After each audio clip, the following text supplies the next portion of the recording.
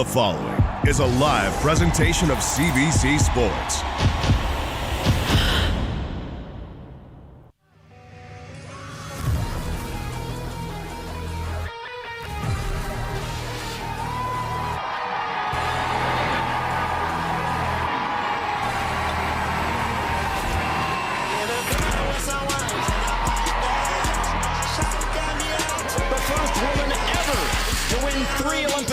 At 1,500 meters, the greatest of all time, Faith Kipyegon.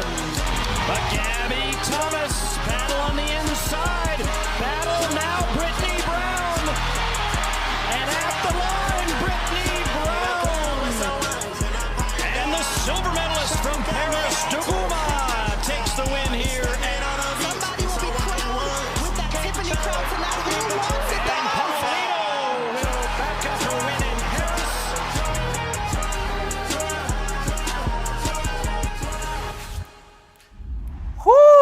The hype is real. Of course, those were scenes from Athlos NYC, the first Athlos athletics competition for all women. It is set the track and field world ablaze, and to bring it all down and to break it all down, Perdita Felicien, your favorite world champion hurdler, Olympian, and TV star. Buddy, it's always so nice to see your face and talk shop. Okay, we know that it was, an athletics competition specifically for women, but so much more than that. I mean, it was described as Coachella meets a track meet. Just how unbelievable and, how groundbreaking was this for track?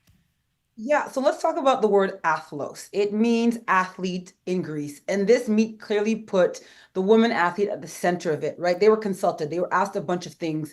And, Alexis Ohanian, the co-founder of Reddit, who's the founder and the brainchild of this competition, said, look, I want the athletes to have their time. The production value here, like 10% of the revenue from sponsors, broadcasting, all of it, commercial, partnerships, go back into these athletes. It is incredible what he's done. There's a VIP section on the edge of the track where you have celebrities like Lupita Nyong'o and Shonda Rhimes, the creator of Grey's Anatomy and Bridgerton, on the side. But it really shows you the elevation of the sport, what is capable. And I'm going to say this, World Athletic, you better be taking a lot of notes, the Federation. Yeah, so you mentioned Alexis Ohanian, of course, one of the biggest names behind this. Also Serena Williams' husband. He said this is not about charity or altruism, it is about money. And they did a lot of things big. We see the fanfare here, we see the celebs. Megan Thee Stallion closes it out. I mean, the Tiffany tiaras, where do we go? Essentially, the list goes on and on. It was big. Just what did you see from this competition where you're going, this can never go away, like this is the future? Yeah, here's the thing. They pumped in $500,000 in one competition. Mm-hmm. So the winner of any competition got $60,000. On the Diamond League circuit, if you win an event, you get $15,000. So you look at the difference in that. The most you can win on the Diamond League circuit is in the final, and you can win $30,000. Alexis says, oh, we're doubling that. And so you think about what you can make in one meet. He said, oh, this is continuing. We're doing this again. And you're right. It's Coachella. It's, the US Open night match. It's a music festival, right? It's all of those things. It's like a Liberty, match, playoff match. That's the energy that they brought here. The athletes had, a red carpet where they could walk out and show their fashion. They had, DJ and music playing in between the sessions to keep it hype.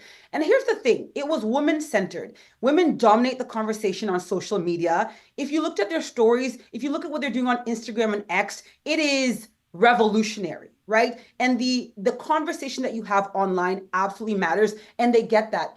And I think it shows when you put in some money, you put in some dollars, young fans are drawn to these athletes. Track and field is not a charity sport. You know what I mean? You only hear about it once every 4 years, but there really is some storytelling. There really are some really important conversations that can be had outside of that, that one competition that we call the Olympics, which are great, but this is how it can be done.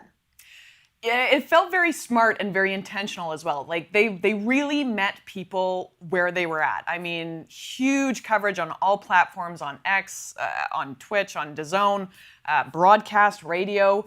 2.5 million people tuned in. And I'm actually going to throw to a clip because I think that so much of their social has been brilliant. This is essentially average guy gives it a try. This is an average man that is racing on the same track as these elite performers. Let's take a look.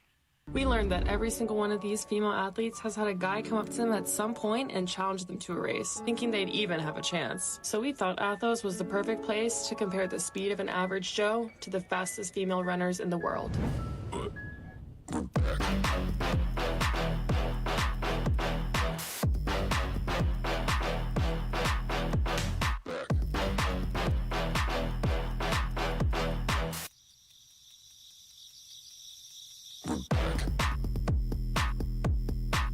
Oh, man.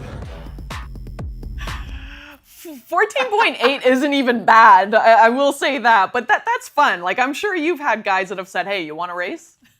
Listen, Anastasia, you're being nice. The man is slow, okay? I'll just say it. I know you can't say he's slow, okay? But you're right. I know what you're saying. It's like, it's not bad for the average Joe, right? Probably, most people are going to run like 20 seconds. So he had a good showing and they made him look good.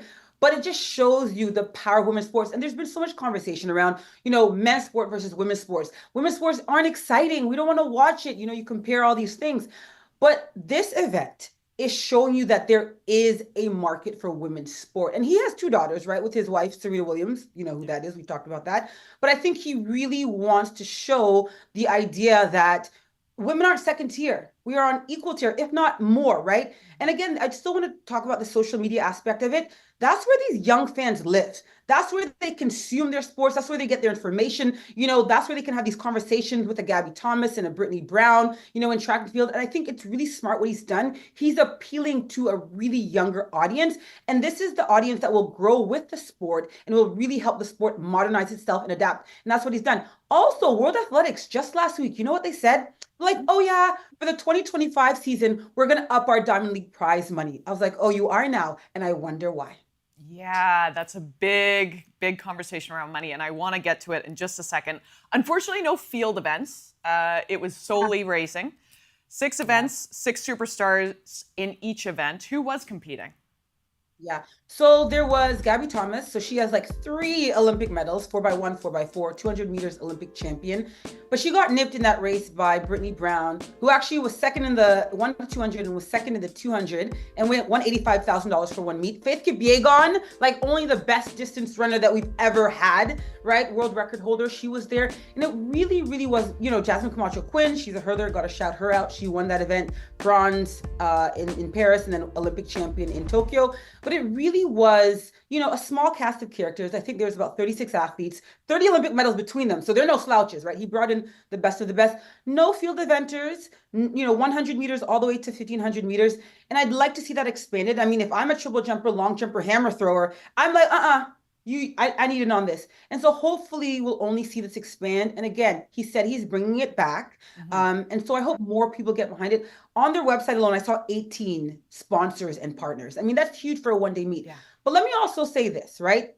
I actually don't expect every single track meet in Jamaica, in North America, in Europe to look like that. It shouldn't. Not every single, basketball game looks like an NBA playoff game, or, not every single tennis, competition looks like the US Open or, Wimbledon.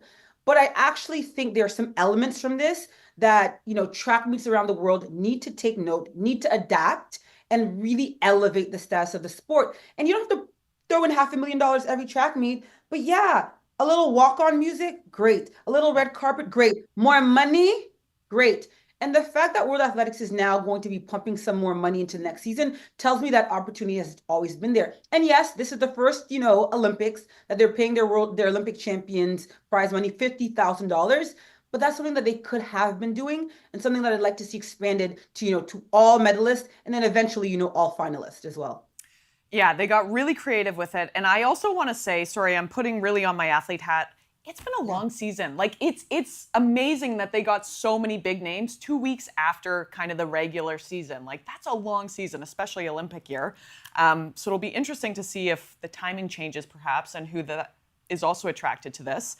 But it felt so much more than just a sporting competition, to your point. I mean, they played in those intersections of culture and fashion and celebrity and sport. Like, how important is that to help grow it? It is super important. Like, look, a lot of my, past, track star friends were there, and they were going live on Instagram, like, feed me more. I wish I was there. And so you have this this VIP, Lupita Nyong'o, of course, Academy Award winner, right? Justin Gatlin. So track royalty was in the house, right?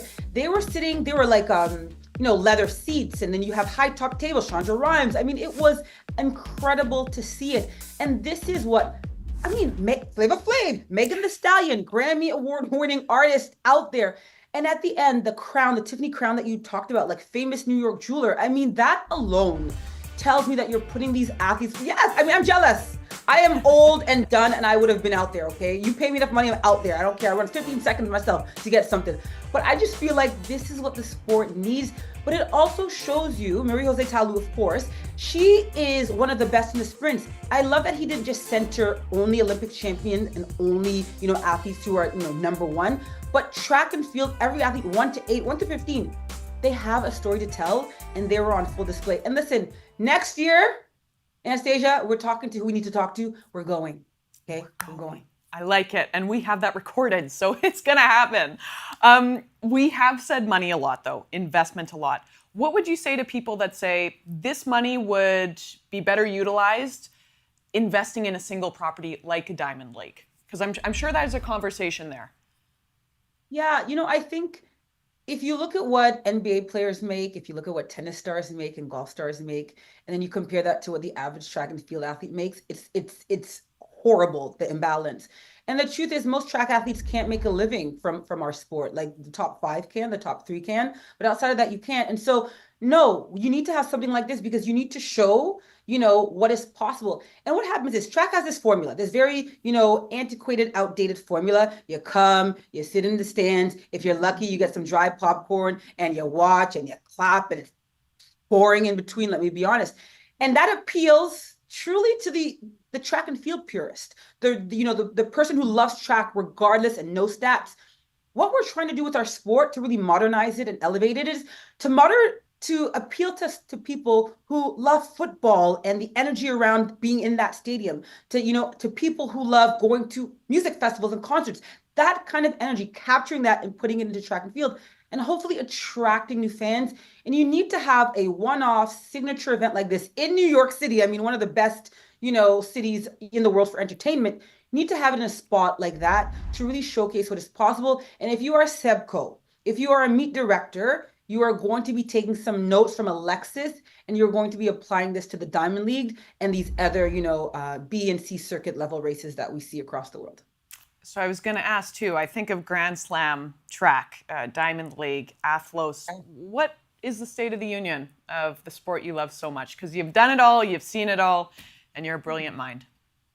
I'm excited for it, but for a long time, I've been really frustrated with my sport because I felt like there is more money that should be injected into the athletes and it hasn't been. So how can you make a living from it? And so that's been frustrated. I like Michael Johnson's idea of the Grand Slam track. I have some criticisms of it, but I'm not going to do that here. Maybe we'll talk about it later when it actually launches. But he has $12.6 million, behind that. And World Athletics needs some competition. It needs some competition so that it can elevate and, raise its game.